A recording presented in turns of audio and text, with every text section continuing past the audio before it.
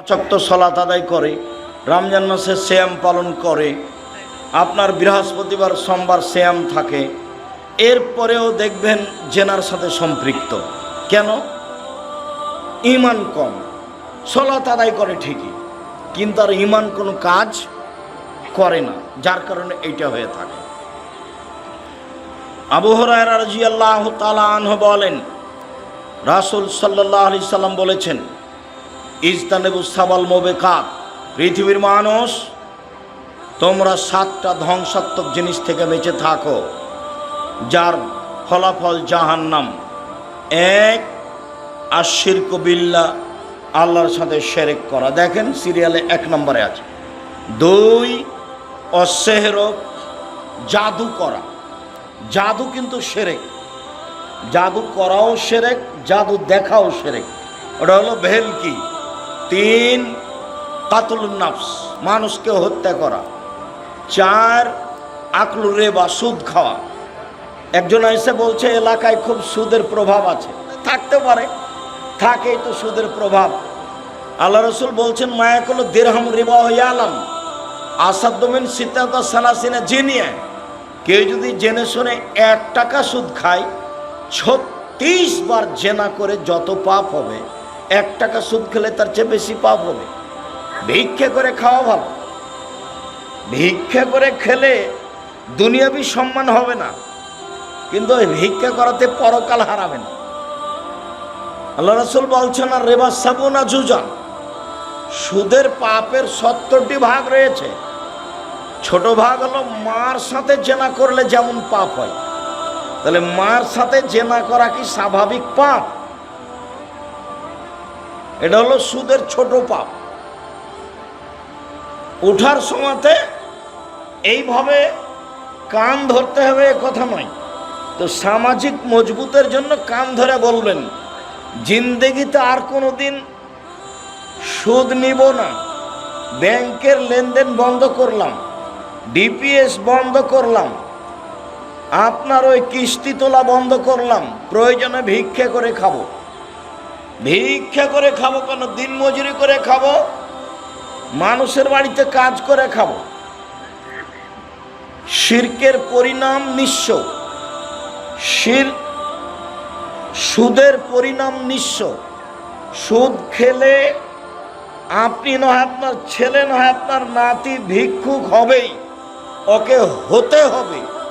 আল্লাহ বলছেন, ইয়ামহাকুল্লাহু রিবা ইউরবি সাদাকা, দান মানুষের টাকাকে বাড়ায় আর সুদ মানুষের টাকাকে কমায়। অতএব টাকা এক সময় কমবেই, কাউকে বলা লাগবে না, তার নাম সুদ। 4র্থ মহাপাপ হলো সুদ খাওয়া। 5ম মহাপাপ হলো ইয়েতিমের মাল খেয়ে নেওয়া। 6 নম্বর হচ্ছে যুদ্ধের মাঠ থেকে পালিয়ে যাওয়া।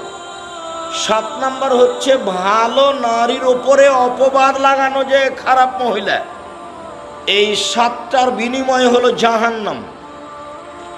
মুআয রাদিয়াল্লাহু তাআলা আনহু বলেন, আওসানি খালিলি বি আসরে কালিমা, আল্লাহর নবী আমাকে 10টা উপদেশ দিলেন। 1, লা তুশরিক বিল্লাহ আইন কুতিলতা হুররিকতা, আল্লাহর সাথে শিরক করো না, জ্বালিয়ে দেওয়া হলেও, হত্যা করা হলেও।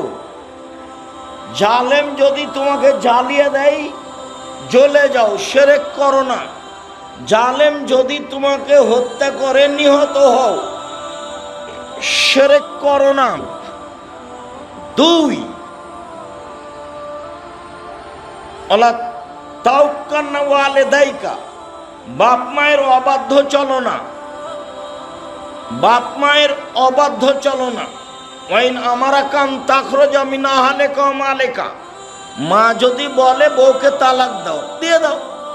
মা যদি বলে চাকরি ছেড়ে দাও, ছেড়ে দাও। তো মা যে ভুল বুঝে বলছে, তো মাকে একটু বুঝাও, আম্মা আপনি কি ভুল বুঝছেন?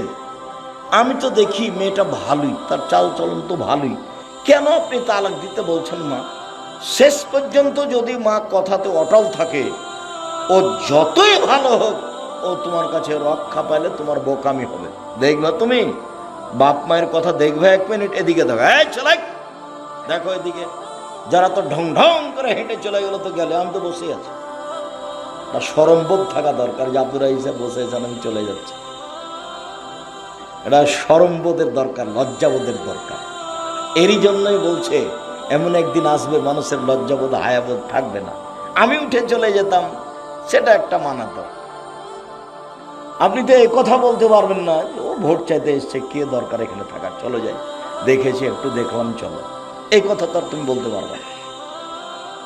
এদিকে দেখো, বাপ মার কথা মানতে হবে। দেখবে যে দেখো কে বাড়িতে আছে, জি না। কোথায় গেছে, শিকার করতে গেছে। কখন আসবে, সন্ধ্যায়। কেমন আছো, খুব একটা ভালো নেই। ও আচ্ছা ঠিক আছে, আসলে সালাম দিও আর চৌকাট বদলে দিতে বলি। সন্ধ্যার দিকে এসে সালাম দিতে বাড়িতে ঢুকতে বুঝতে পেরেছে, ঢুকে বলছেন কি খবর, কেউ এসেছিল নাকি? হ্যাঁ, একজন বৃদ্ধ মানুষ এসেছিলেন। কি বললেন? সালাম দিয়ে বললেন বাড়িতে আছে। আমি বললাম নেই। কোথায় গেছে? শিকার করতে গেছে। কখন আসবে? সন্ধ্যায়। তারপর কি বলল? বললো যে কেমন আছো? বললাম যে ভালো অবস্থা নেই। কি বলল?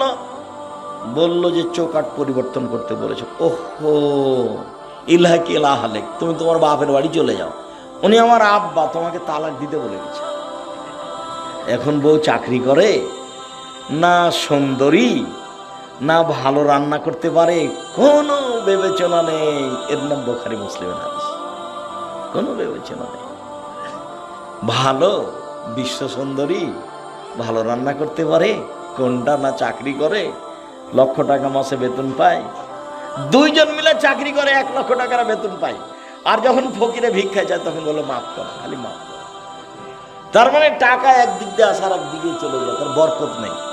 চিরদিন মনে রাখতে হবে, জাতির সামনে বহু কথা বলেছি, তার একটা বলেছি, বরকত ভিন্ন জিনিস, রুজি ভিন্ন জিনিস।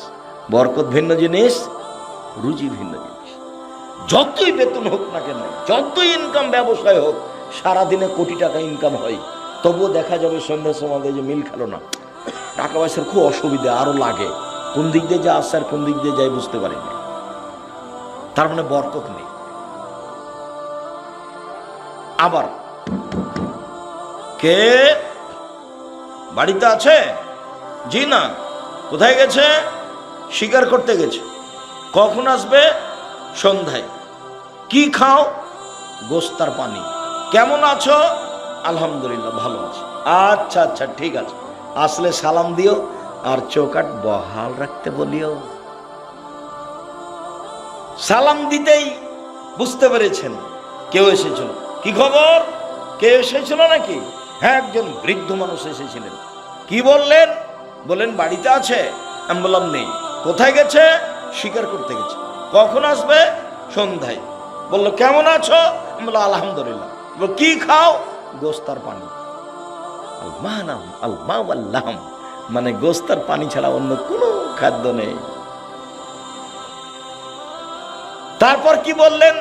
বললেন ঠিক আছে, আসলে সালাম দিও আর চৌকাট বহাল রাখতে বলিও। তিনি আমার আব্বা, তিনি ইব্রাহিম আলাইহিস সালাম, তিনি তোমাকে স্ত্রী হিসেবে বহাল রাখতে বলেছেন। তুমি থাকো, তুমি বেতন পাও না এটা দেখার বিবেচনা নেই, তুমি সুন্দরী না অসুন্দরী ভাববার সুযোগ নেই, যাহাই বলেছেন তাহাই হইবে। এর নাম ছেলে, এর নাম অনুগত ছেলে।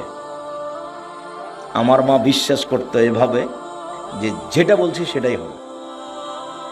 যেদিন ডেকে পাঠিয়েছে তা আমার মা বলছে আজকে আসবেই, তা আমি সেদিনই চলে গেছি। তার ধারণা খুব ভালো কাজ করত, আমার মার ধারণা খুব ভালো কাজ করত। ছাত্র জীবনে এমন কোনো ফকির আমার মা পায়নি যে ফকিরকে ভিক্ষা দেওয়ার সময় বলেনি যে আমার ছেলেটা বাহির আছে একটু দোয়া করিও। এরকম কথা না বলে সে ফকির গেছে, এরকম মনে হয় আমার মায়ের কেউ ঘটেনি। ভিক্ষা দিলে তাকে দোয়া করতে বলতেন।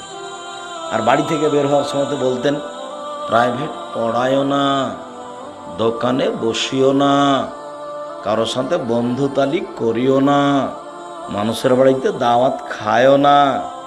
তার একটার ব্যাখ্যা দিত, বন্ধুতালি করলে বন্ধুতালি